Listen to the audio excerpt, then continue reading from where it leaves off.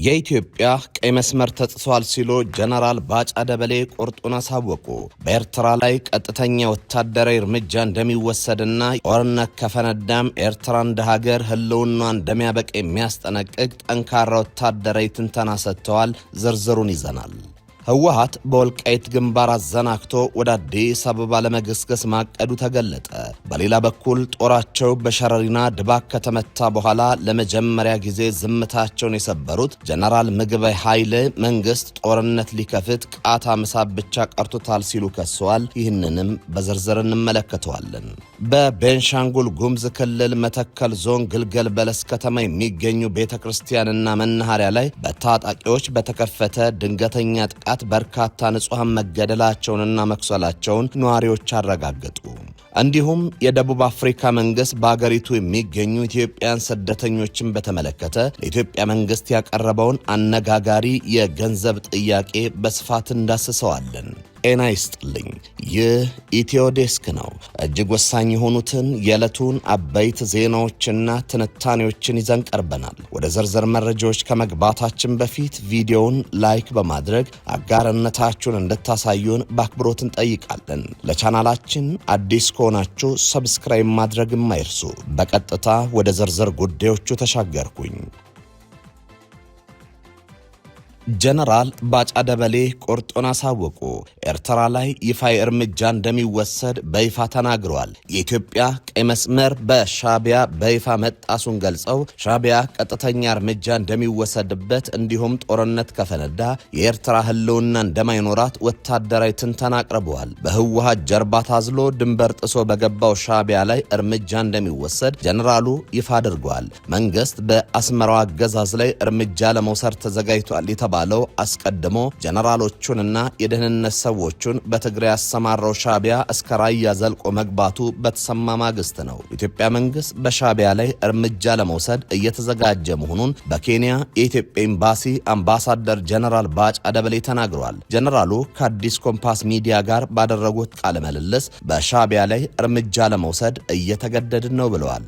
ጀነራሉ በቅርቡ ለቢቢሲ በሰጡት ቃለ መጠይቅ ሻቢያ በኢትዮጵያ የውስጥ ጉዳይ እጁን ከማስገባት ካልተቆጠበ አስመራ ግንባር ትሆናለች ማለታቸው ይታወሳል። ዛሬ ደግሞ መንግስት በሻቢያ ላይ እርምጃ ለመውሰድ እየተገደደ መሆኑን በይፋ ተናግረዋል። የቀድሞ ጀነራል የአሁኑ አምባሳደር ባጫ ደበሌ ሻቢያን በጦር ሰባቂነት በመወንጀል ቀጠናውን ለማተራመስ ከአካባቢው ኃይሎች ጋር እየሰራ ነው ሲሉ ወንጅለዋል። በተለይ የጠቅላይ ሚኒስትር አብይ አህመድ አስተዳደር ተቀናቃኝ አማጽያንን በመደገፍ ኢትዮጵያን ለማፍረስ እየሰራ መሆኑንም ጠቅሰዋል። ጀነራሉ የኢትዮጵያ መንግስት የሀገሪቱን ሉዓላዊነት ለማስከበርና የህዝብን ደህንነት ለመጠበቅ እርምጃ ለመውሰድ እንደሚገደድ ገልጸው መንግስት እስካሁን በሆደ ሰፊነት ጦርነቱ ስላለመግባት ታክሷል። አሁን ግን ሻቢያ ቀይ መስመራችንን አልፎ ደጃፋችን ደርሷል ብለዋል። ጀነራሉ በሻቢያ ላይ እርምጃ እንደሚወሰድ ይፋ ያደረጉት ሌላኛው አምባሳደር የሻቢያ ጦር ከባድ መሳሪያዎችን ታጥቆ እስከ ራያ ድረስ ዘልቆ መግባቱን ከገለጹ በኋላ ነው።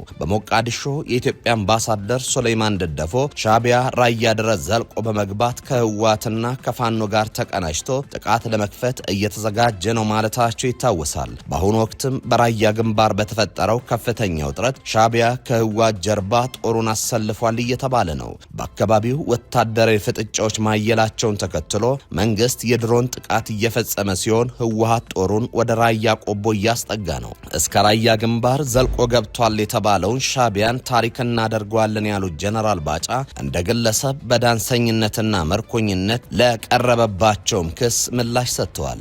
ጀነራል ባጫ በውትድርና ወቅት በህወሓት ታጣቂዎች ተማርከው እጅ እንደሰጡ የሚነገረው ሐሰት ነው ሲሉ አስተባብለዋል። በጀነራል ባጫ ዳንሰኛ ነው የሚለው ትርክት ያለ ማስረጃ የተፈጠረ ሲሆን ይህንን ትርክት ያስተዋወቀው ሟቹ ደራሲ ተስፋዬ ገብረአብ እንደሆነም ተናግረዋል። አምባሳደር ባጫ አዲስ ኮምፓስ ሚዲያ ጋር ባደረጉት ቃለ ምልልስ በግላቸው የሚነሱ ብዙዎችን ትችቶችን ውድቅ አድርገዋል። ጀነራሉ ምርኮኛም ሆነ ዳንሰኛ እንዳልሆኑ ገልጸው በተለይም ባጫ ዳንሰኛን የሚለው አባባል ያለ ማስረጃ የተፈጠረ ትርክት ነው ብለዋል። ጀነራልነት የሰጠኝ ብሔራዊ ቲያትር አይደለም፣ የማረከኝ አካል ካለ ይውጣና ይናገር በማለት አጣጥለውታል። ህወሓት በወልቃይት አዘናክቶ ወደ አዲስ አበባ ለመገስገስ አቅዷል ሲሉ የጠቅላይ ሚኒስትሩ የደህንነት አማካሪ የሚመሩት ድርጅት አሳወቀ።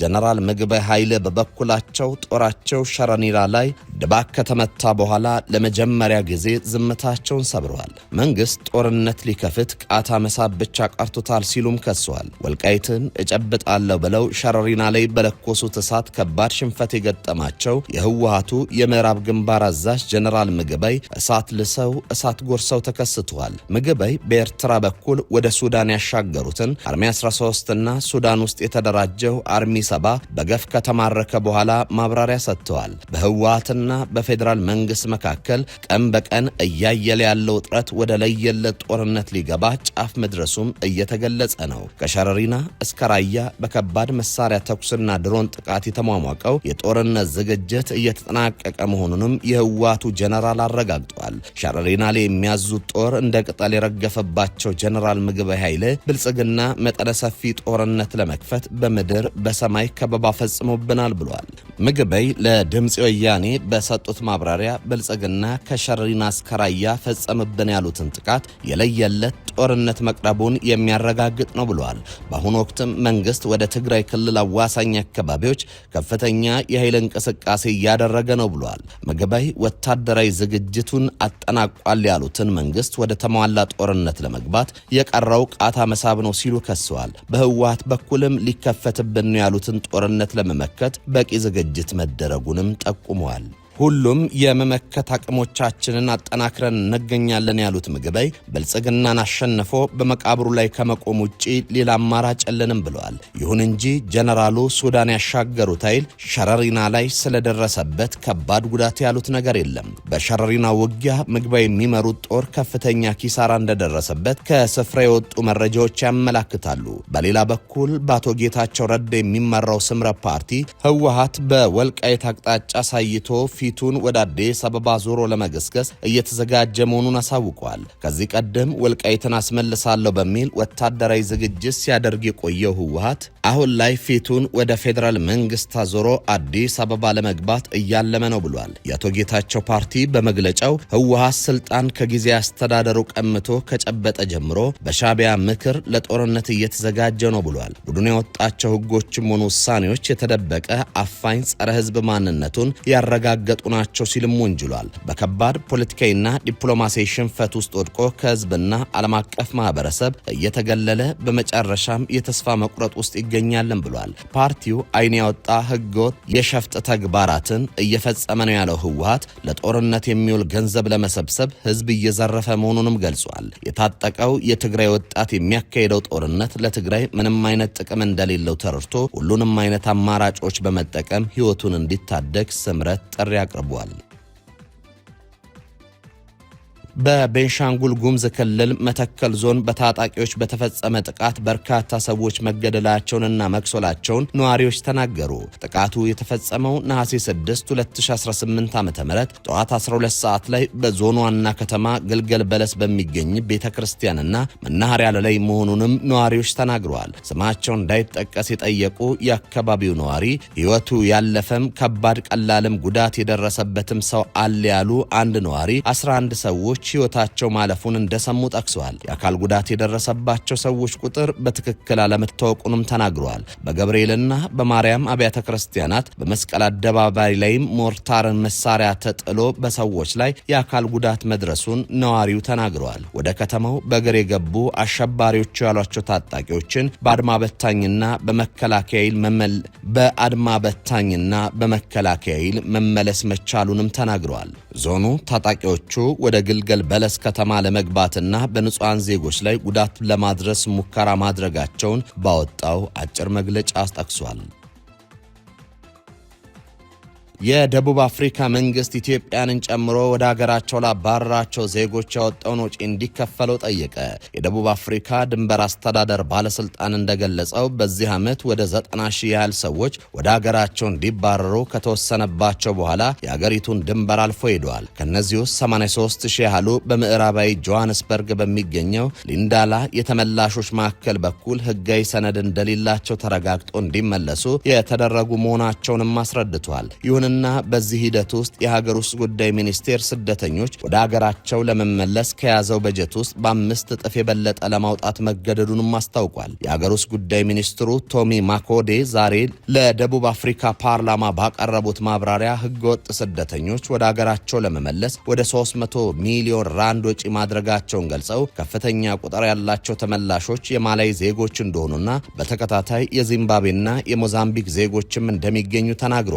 ባለፈው ዓመት ወደ ሀገራቸው የተባረሩት ሰዎች ቁጥር 44607 መሆኑን አውስተውም ዘንድሮ ቁጥሩ በእጥፍ እንደጨመረም ገልጸዋል። ለመስሪያ ቤታቸው ስደተኞችን ወደ ሀገራቸው ለመመለስ በሚል የተያዘለት በጀት 60 ሚሊዮን ራንድ እንደሆነ የጠቀሱት ሚኒስትሩ ነገር ግን በዚህ ዓመት 292 ሚሊዮን ወጪ ማድረጋቸውንም አስታውቋል። ወጪው በአብዛኛው የተመላሾችን የትራንስፖርት ክፍያ ለመሸፈን እንደዋልና የተወሰነው ደግሞ በኢሺዋኒና ኬፕታውን ከተሞች ስደተኞችን በአውቶቡስ ለማጓጓዝ እንደዋለም ጠቅሷል። እንዲሁም በሙሲ ለተገነባው 20 ሺህ ሰዎች መያዝ ለሚችለው አዲስ የተመላሾች ማዕከል 48 ሚሊዮን ራንድ ማውጣታቸውንም አስረድቷል። በማጠቃለያቸውም የማላዊ የኢትዮጵያና የናይጄሪያ መንግስታት ዜጎቻቸውን ለመመለስ ያወጣነውን ወጪ ሊከፍሉን ይገባል ያሉት ሚኒስትሩ ይህን ጥያቄ በደቡብ አፍሪካ ለሚገኙ የእነዚህ ሀገራት ኤምባሲዎች መቅረቡን አስረድተዋል።